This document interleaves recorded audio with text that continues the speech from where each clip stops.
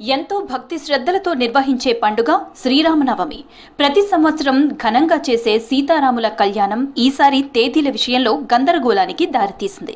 ఉత్తర భారతదేశంలో మార్చి 26న పండుగ నిర్వహిస్తుండగా తెలంగాణ, ఆంధ్రప్రదేశ్లో 27న శ్రీరామనవమి వేడుకలు నిర్వహించేందుకు ఆలయాలు సిద్ధమవుతున్నాయి.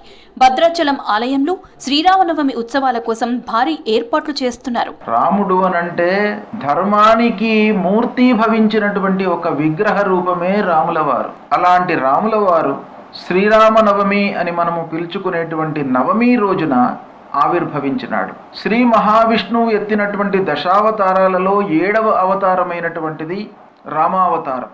ఈ రామావతారము త్రేతాయుగం లోపల చైత్రమాసంలో శుక్లపక్షమి రోజున మధ్యాహ్నము అభిజిత్ సమయంలో రామజననము జరిగింది. శ్రీరాముడు చైత్ర శుద్ధ నవమి రోజు పునర్వసు నక్షత్రం వేళ కర్కాటక లగ్నం అభిజిత్ ముహూర్తంలో మధ్యాహ్నం 12 గంటల సమయంలో జన్మించారని పురాణాలు చెప్తున్నాయి. దీంతో మార్చి 26న తిథి మధ్యాహ్నం కలిపి వస్తుందని, 27న తిథి కొనసాగి ఉదయం 10 గంటల వరకు ఉందంటున్నారు పండితులు. కానీ భద్రాచలంలో సీతారాముల కళ్యాణం మార్చి 27న, మార్చి 28న పట్టాభిషేకం ఘనంగా జరగనుంది. భక్తులు తమ ప్రాంత ఆచారాన్ని అనుసరించి పండుగను నిర్వహిస్తారని తెలిపారు పండితులు. రాముల వారు పుట్టిన సమయం లోపల నవమి మధ్యాహ్నానికి ఉంది.